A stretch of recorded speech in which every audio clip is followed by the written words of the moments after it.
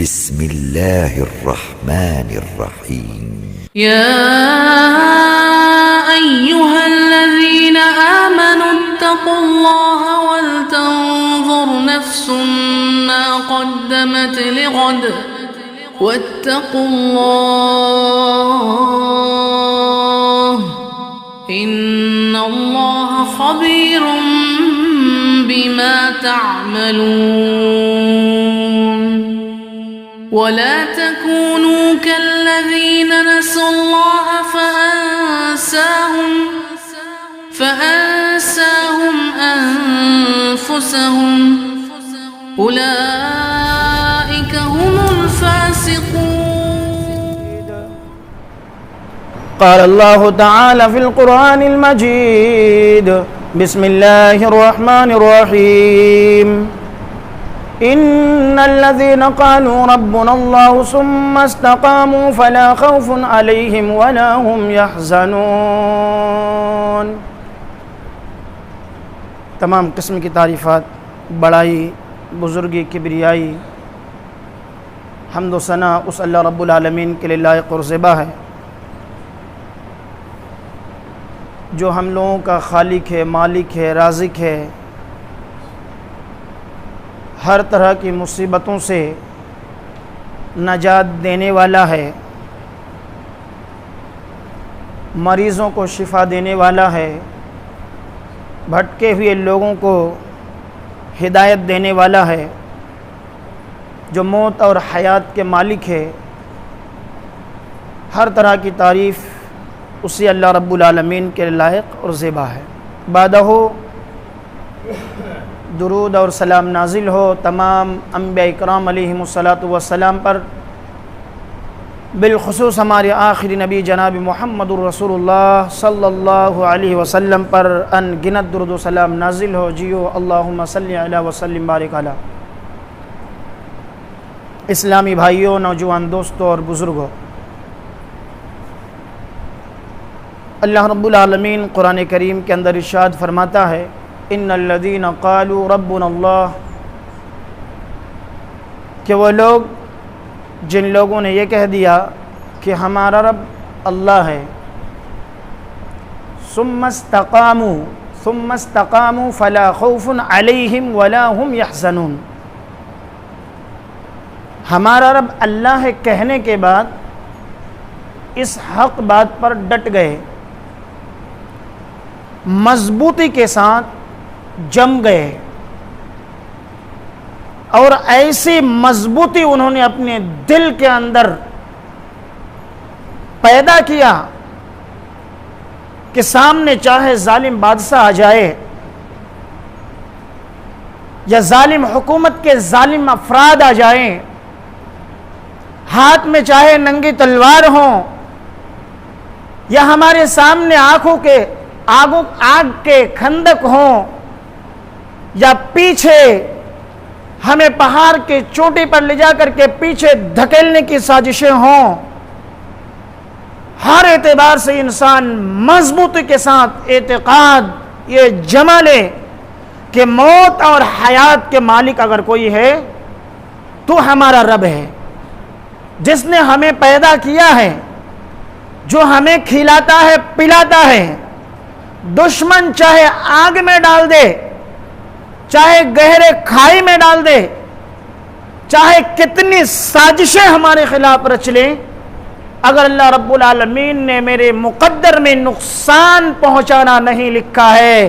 آگ میں ڈالنے کے بعد، آگ میں گرنے کے بعد بھی ہماری حالت وہ ہوگی جو ابراہیم علیہ السلام آگ میں خوش ہو رہے تھے. جس اللہ نے آگ کو یہ حکم دیا تھا یا نارو کونی بردم و سلاما، آگ تیرا کام تو جلانا ہے، تیرا کام تو اچھے کو اچھوں کے اندر نہیں رکھنا، تیرا کام تو خاکستار کر دینا ہے، لیکن میرا وہ بنداز تیرے حوالے کیا جا رہا ہے جن کا ایمان، جن کا اعتقاد مجھ پر اتنا مضبوط ہے کہ وہ کہہ رہا ہے کہ میرے نقصان اور نفع اور ساری چیزوں کا مالک اللہ ہے. اگر میرا اللہ مجھے ایک ذرہ برابر بھی نقصان نہیں پہنچانا چاہے تو چاہے ظالم حکومت ہو یا پوری دنیا ایک طرف ہو جائیں، ہم اکیلے ایک طرف ہوں، ہمارا رب اگر ہمارے لیے معاون ہو تو ایک بال بھی کوئی باقا نہیں کر سکتا۔ جس اللہ نے ابراہیم علیہ السلام کو آگ سے بچایا، اگر ہم اس اللہ رب العالمین کے ماننے والے ہیں، اگر ہمارا ایمان اور اعتقاد اور جذبہ اور خلوص اور للہیت اس پیمانے پر پہنچ جائے میرے بھائیوں، یقیناً یہ حقیقت ہے اور سچائی ہے،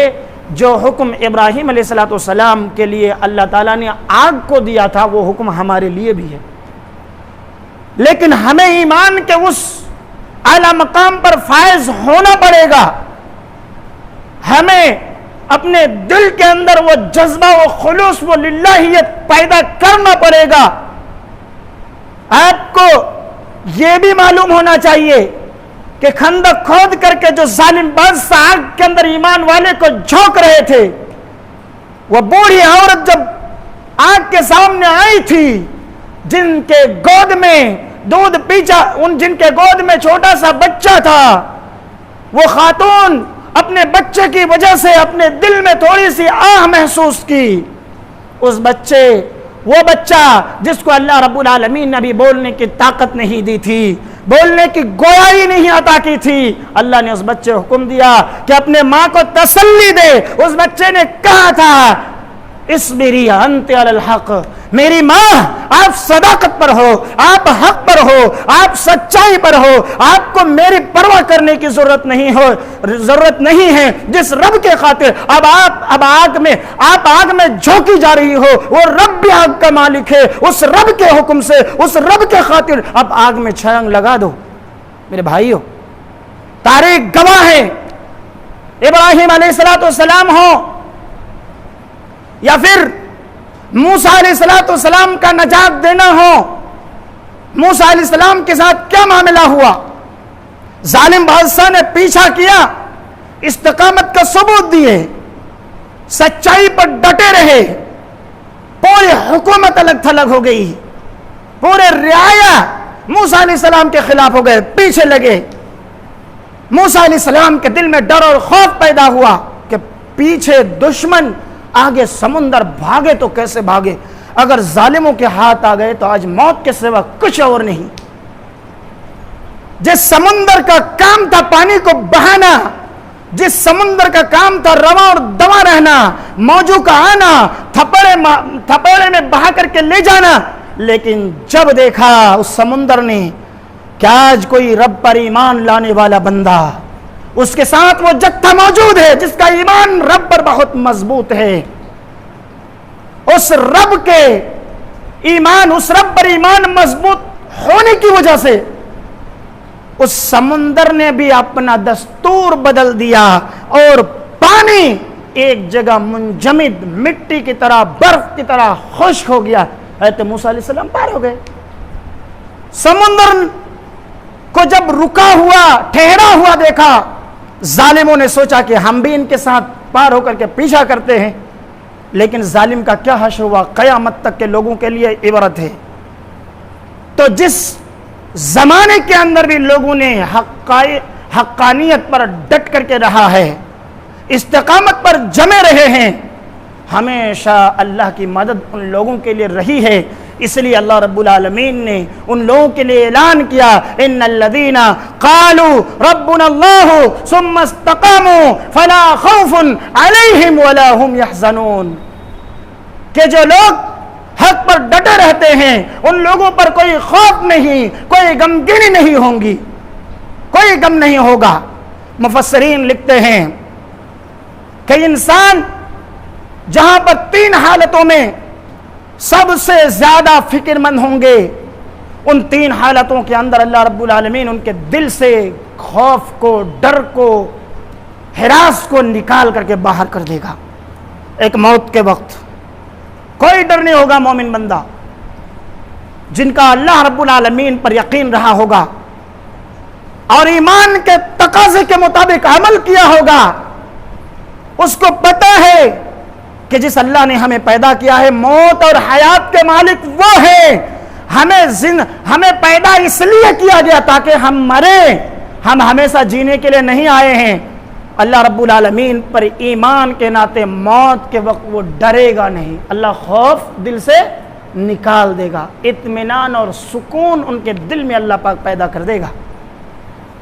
بے خوف ہوگا، نڈر ہوگا، اور اللہ کے اس کام پر بھی راضی ہوگا، یا اللہ تو نے ہم کو جب تک کے لیے بھیجا تھا، جو اچھائیاں کیا ہے قبول کر لے، اور ان کے صلے میں ہمارے آخرت کو تابناک روشنناک تو بنا دے، مطمئن ہوگا، تسلی بخش ہوگا، خوشی بخوشی اس پانی کے قطرے کے مانند ان کی روح نکل جائے گی، جو مٹکی سے بہتا ہوا قطرہ ٹپک کر کے نیچے آ جاتا ہے، دیکھتے ہی دیکھتے کلمہ پڑھتے ہوئے اس کی روح آسانی کے ساتھ نکل جائے گی میرے بھائیوں۔ اور پھر وہ گھڑی جب قبر سے اٹھے گا، میدان محشر میں جمع ہوگا، ہر کوئی جہاں پر پریشان نظر آئے گا، پیچھے آگ ہوگی، اور ہر انسان دوڑ رہا ہوگا میدان محشر کی جانب حساب و کتاب کے لیے، اس وقت بھی ان کا دل مطمئن ہوگا کہ الحمدللہ دنیا میں جو ہمیں زندگی ملی تھی، اللہ کی رضا میں، اللہ کی خوشنودی میں، اچھے کاموں کے اندر ہم نے اپنے عمر کو کھپا کر کے آیا ہے، آج کوئی ہمیں ڈر نہیں ہے، آج انشاءاللہ حقیقی اور اصلی کامیابی ہمیں ملیں گی، بے خوف ہوگا، نڈر ہوگا، آخرت کی کوئی عذاب کی کوئی اس کے اندر بے چینی نہیں ہوگی، اللہ رب العالمین اپنے فضل سے، اپنی عنایات سے ان کے دل کو مطمئن کر دے گا، ان کے نیکیوں کی وجہ سے، دنیا میں ان کے استقامت کی وجہ سے۔ اور جب اعمال کو تولا جائے گا، جس وقت کی بات اللہ کے نبی صلی اللہ علیہ وسلم نے ام عائشہ رضی اللہ عنہا کو کہا تھا کہ عائشہ 3 مواقع ایسے ہوں گے کہ انسان کا کتنا کوئی لاڈلا اور چہتا ہو، وہ سوچے ہم ان کے ساتھ رہیں گے، جہاں بھی جائیں گے وہ میرے ساتھ رہے، لیکن 3 مواقع ایسے ہوں گے جہاں پر ایک انسان دوسرے کو کچھ بھی یاد نہیں رکھ سکیں گے، اتنا سنگین وقت ہوگا، اتنا بھیانک وقت ہوگا۔ ان میں سے ایک موقع کیا ہے؟ اعمال کو تولے جانے کے وقت، جب وزن کیا جائے گا، لیکن جو استقامت پر ڈٹے رہے ہوں گے، سچائی پر ثابت قدم رہے ہوں گے، نیکیاں کرنے کے بعد برائی کی طرف نہیں پلٹے ہوں گے، نیکیوں پر مسلسل مضبوطی کا ثبوت دیے ہوں گے، وہ لوگ اعمال کے تولے جانے کے وقت بھی بے خوف ہوں گے، اللہ کی رحمت سے، اللہ کے فضل سے بے خوف ہوں گے۔ اللہ تعالیٰ ان لوگوں کے دل میں سکون دے گا، تسلی دے گا کہ انشاءاللہ ہمارا اعمال کا پلہ بھاری ہوگا، اور اللہ نے چاہا تو ہمارے ساتھ بہت اچھا معاملہ کیا جائے گا۔ اسی لیے اللہ تعالیٰ نے فرمایا اولئک اصحاب الجنہ، جن لوگوں نے استقامت کا ثبوت دیا یہ لوگ جنتی ہیں، اور یہ لوگ ہمیشہ جنت میں رہنے والے ہیں، اور ان کے اعمال کا، ان کے اچھائیوں کا، ان کے بھلائیوں کا پورا اللہ رب العالمین بدلہ عطا فرمائے گا۔ میرے بھائیوں، اس آیت کو پڑھنے کا مطلب یہ ہے کہ ہم لوگ اچھائیاں کرنے کے بعد برائیوں کی طرف پلٹ آتے ہیں، تو یہ برائی کی طرف پلٹ آنا، نیکی کرنے کے بعد نیکی کو چھوڑ دینا، یا اپنے ہاتھ سے بھلائی کو، اچھے کام کو، اپنے نیکی کو برباد کرنے کے مانند ہے۔ اپنے کام کو، جو روزہ ہم نے رکھا گزرے ہوئے مہینے میں، اس کو ضائع کرنا ہے اپنے ہاتھ سے، ہم نے استقامت کا ثبوت نیکیوں پر نہیں دیا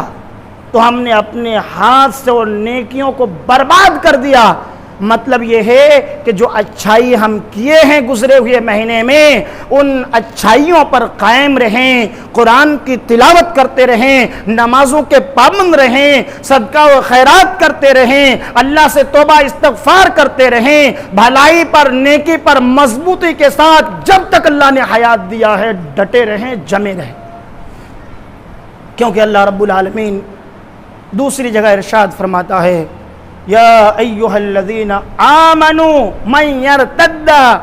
منکم عن دینہ، اے لوگو جو ایمان لے کر کے آئے ہو، من یرتد منکم عن دینہ، تم میں سے جو شخص اپنے دین سے پلٹ جائے، اپنے دین سے پھر جائے، جو شخص نیکی کرنے کے بعد برائی کی طرف پلٹے، جو شخص سیدھا راستہ اختیار کرنے کے بعد غلط راستے کو اپنا لے، جو شخص حق کو جاننے کے بعد، حق کو پہچاننے کے بعد حرام کاموں کو اپنا لے، جو شخص قرآن کی تلاوت کرنے کے بعد، جو شخص نمازی بننے کے بعد، صدقہ و خیرات کرنے کے بعد بے نمازی بن جائے، قرآن کی تلاوت نہ کرنے والا ہو، زکوٰۃ دینے کے بعد زکوٰۃ کا انکار کرنے والا بن جائے، حج کرنے کے بعد فرائض کا انکار کرنے والا بن جائے، اللہ تعالیٰ فرماتا ہے من یرتد منکم عن دینہ، جو کوئی بھی اپنے دین سے اسلام لانے کے بعد، ایمان لانے کے بعد، بھلائی کرنے کے بعد ایمان سے پلٹ جائے، اسلام سے پلٹ جائے، مشرک ہو جائے، مرتد ہو جائے، کفر کو اختیار کر لے، فسوف یأتی اللہ بقوم، تو اللہ رب العالمین ان تمام لوگوں کو تباہ و برباد کر دے گا، ان کے اعمال کی وجہ سے، ان کے کرتوت کی وجہ سے، انصاف کی چکیوں میں ان لوگوں کو پیس کر کے، ریزہ ریزہ کر کے، تباہ و برباد کر کے، فسوف یأتی اللہ بقوم، اللہ تعالیٰ ایسے لوگوں کو ان لوگوں کی جگہ پیدا کرے گا، ایسے مخلوق کو لے کر کے آئے گا، ایسے لوگوں کو لے کر کے آئے گا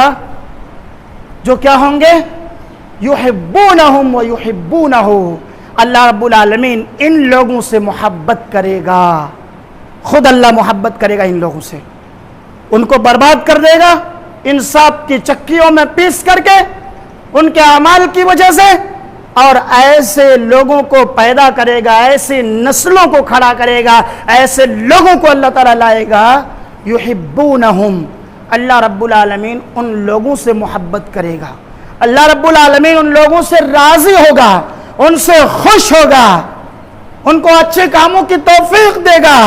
ان کو نمازی بنائے گا، ان کو زکوٰۃ دینے والا بنائے گا، ان کو صدقہ و خیرات کرنے والا بنائے گا، ان کو گناہوں سے بچنے والا بنائے گا، ان کو اللہ اور اس کے رسول کی اطاعت کرنے والا بنائے گا، ان کو ہر طرح کی نافرمانی، اللہ اور اس کے رسول کی مخالفت سے بچنے والا بنا دے گا اللہ تعالیٰ۔ وَيُحِبُّونَهُ، جب ایسا ان کو اللہ رب العالمین بنائے گا تو کیا کریں گے وہ لوگ؟ وَيُحِبُّونَهُ، وہ لوگ بھی اللہ رب العالمین سے محبت کرنے والے ہوں گے۔ اللہ سے محبت کرنے والے ہوں گے کا مطلب اللہ کی رضا کے خاطر نماز پڑھنے والے ہوں گے، نماز پڑھ کے اللہ کو خوش کرنا چاہے گا، روزہ رکھ کر کے اللہ کو راضی کرنا چاہے گا، قرآن پڑھ کر کے جنت کو حاصل کرنا چاہے گا، ہر طرح کی خیر بھلائی، صدقہ خیرات، مسکینوں کی دیکھ ریکھ، دوسرے غریبوں کی کفالت کر کے اللہ کو خوش کر کے جنت پانا چاہے گا وہ لوگ۔ پھر کیا ہوگا؟ یجاہدون فی سبیل اللہ، یہ لوگ اللہ کے راستے میں جہاد کرنے والے ہوں گے۔ ولا یخافون لومۃ لائم، یہ لوگ کسی ملامت کرنے والوں کی ملامت کا پرواہ نہیں کریں گے، یہ لوگ کوئی خوف نہیں ہوگا۔ کیا ہو گیا؟ تھوڑی سی اگر ہم نے لوگوں کے نظروں سے بھلے اچھا نہ بننے کے لیے ایسا اچھا کام کر لیا، لوگ بھلے زمانہ ہم کو برا کہے، لیکن میں تو اصل رب کو راضی کرنا چاہتا ہوں نا۔ ہمارے گھر میں شادی کا موقع تھا، غیر رسمی رواج انجام دیے جا رہے تھے، تھوڑی دیر کے لیے ہماری رشتہ دار ناراض ہو جائیں گے، جانے دو، دشمنی کرنے دو، ان کو جلنے دو، یہ سب ناراض ہو جائے گا، چلے گا، لیکن میرے رب کو میں خوش رکھوں گا، میرے رب کو میں ناراض نہیں ہونے دوں گا۔ ان کی رضا چاہیے، ان کی محبت ہونی، ان کی محبت چاہیے۔ انسان نے سب کچھ اللہ کے لیے کر لیا، ملامت کرنے والوں کی ملامت کا کوئی پرواہ نہیں کیا، کوئی پرواہ نہیں کیا۔ تو پھر اللہ رب العالمین ایسے لوگوں کو دنیا میں سکون عطا کرے گا، آخرت میں کامیابی عطا کرے گا. دنیا میں اللہ خوف کو ان کے دل سے نکال دے گا, آخرت کے خوف کو بھی دل سے نکال دے گا, اور ان کے دل میں ایک اللہ کی سچائی کی محبت پیدا ہوگی, ایک اللہ کے عذاب کی ڈر ان کے دل کے اندر پیدا ہوگا, گناہوں سے بچنے کا جذبہ ان کے اندر ہوگا, نیکی اور بھلائی کرنے کا شوق اور طلب اللہ رب العالمین کی جانب سے ان کے دل میں پیدا ہو جائے گا. اس آیت سے کیا پتا چلا؟ پتا یہ چلا کہ اگر ہم نیکی کرتے ہیں, نیکی کے بعد اگر مسلسل نیکیاں کرتے ہیں تو اللہ کی طرف سے بے خوفی, عذاب سے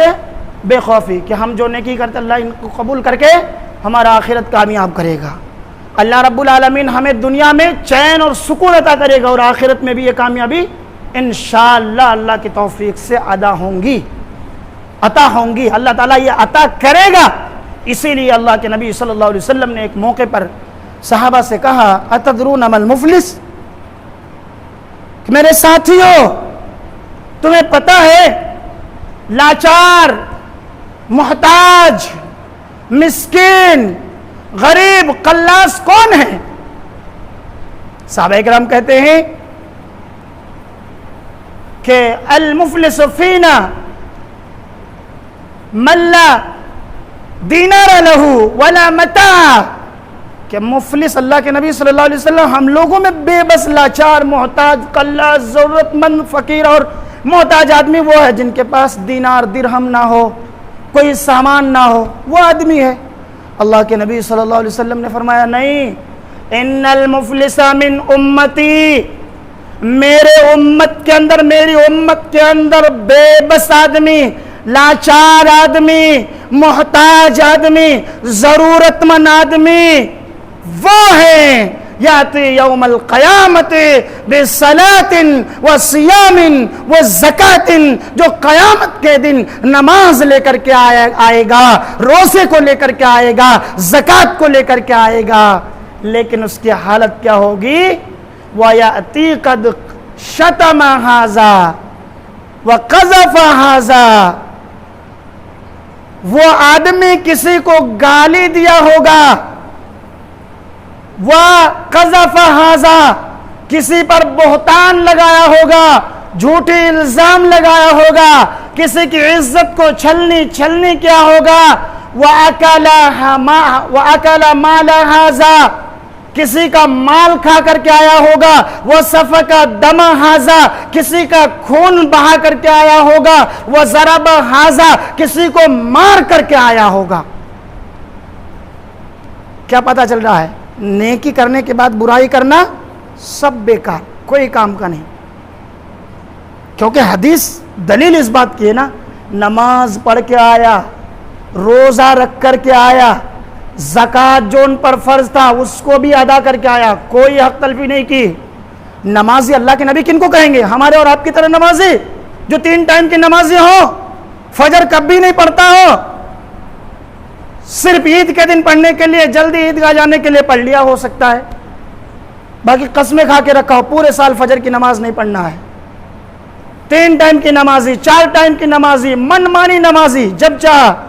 اس کو تھوڑا اللہ کے نبی کہا ہو کہ وہ آدمی جو نمازی ہے. اللہ کے نبی ایسے لوگوں کو نمازی کہے ہیں جو نماز کے پابند ہو, اس لیے کہا یاتی بصلاۃ, نمازوں کو, نماز لے کر کے آیا ہوگا, نمازی بن کے رہا ہوگا, زکوٰۃ دیا ہوگا, روزہ ہمیشہ رکھا ہوگا, وہ لوگ آئے ہوں گے. لیکن چھوٹی چھوٹی چیزوں کی طرف دھیان نہیں دیا, جب چاہا گالی دے دیا کسی کو, کہیں پر الزام لگا دیا کسی پر, کہیں پر کسی کا مال ہڑپ گئے, کسی کا حق دبا لیا, سمیٹ لیا, مال کھا لیا, اور کسی کا خون خرابہ کر کے آ گیا, اور جو ہے کسی کو مارا, تو اللہ کے نبی صلی اللہ علیہ وسلم نے فرمایا گرچہ ان کے ساتھ نماز کا ثواب موجود ہے, ان کے پاس روزے کا ثواب موجود ہے, ان کے پاس زکوٰۃ ادا کرنے کا ثواب موجود ہے, لیکن ان تینوں چیز موجود ہونے کے باوجود وہ آدمی ناکام ہوگا. فَيُعْطَى هَذَا بِحَسَنَاتِهِ مِنْ هَذَا حَسَنَاتِهِ, ان کی نیکیوں کو لیا جائے گا اور ان میں سے ہر ایک کو جن کو انہوں نے گالی دی، تہمت لگایا، مال کھایا، خون بہایا، مارا، کسی کا حق دبایا، ان سب کو ان کی نیکیاں دے دی جائے گی، سب ساری نیکی۔ فَإِن فَنِيَتْ حَسَنَاتُهُ، اگر ان کی نیکی فنا ہو گئی، ختم ہو گئی، لیکن ابھی بھی لوگوں کے حق بچا ہوا ہے، فَلَا يُقْضَى مَا عَلَيْهِ، ابھی لوگوں کا حق باقی ہے، ابھی بہت سارا ظلم کر کے آیا ہے، ابھی لوگوں کا حق پورا نہیں ہوا ہے، نیکی ختم ہو گئی، اب کیا کرے گا؟ اُخِذَ مِنْ خَطَایَاهُمْ، ان تمام لوگوں کے گناہوں کو لیا جائے گا اور گناہوں کا فَطُرِحَتْ، گناہوں کو لے کر کے ان کے گردن پر ڈال دیا جائے گا، وَطُرِحَ إِلَى النَّارِ، یہ جو آدمی جنت کا حقدار ہو چکا تھا روزانہ نماز پڑھ کر کے، یہ جو آدمی جنت کا حقدار ہو چکا تھا روزانہ روزے رکھ کر کے، رمضان کے روزے رکھ کر کے، یہ آدمی جو جنت کا حقدار ہو چکا تھا اپنے مالوں کا زکوٰۃ نکال کر کے، لیکن لوگوں پر چھوٹے چھوٹے کاموں میں توجہ نہ دینے کی وجہ سے آج ان کی نیکیاں بانٹ دی گئی اور یہ جہنم جا رہا ہے، تُرِحَ إِلَى النَّارِ، جہنم میں پھینک دیا جائے گا۔ پتہ یہ چلا نیکی کرنے کے بعد ہمیشہ ہمیں نیک پر، اچھے کاموں پر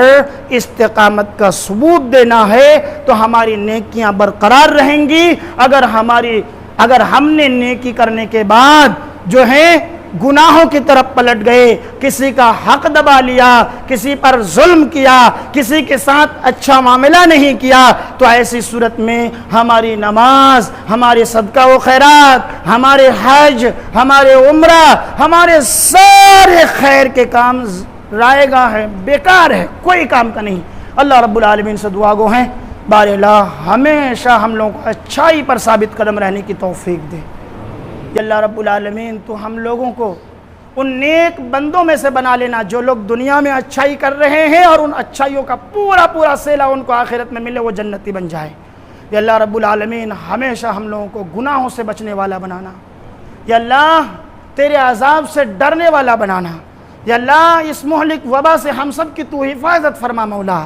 ہمارے گھر والوں کی حفاظت فرما مولا، ہمارے آس پڑوس کی حفاظت فرما مولا، ہمارے شہر کے واسیوں کی حفاظت فرما مولا، یا اللہ تو پورے امت مسلمہ کی تو حفاظت فرما مولا، آمین۔ وآخر الدعوانا الحمدللہ رب العالمین۔ بارک اللہ لنا ولکم فی القرآن المجید ونفعنا وإیاکم بالآیات والذکر الحکیم، انہ تعالی جواد کریم ملک بر الرؤوف الرحیم۔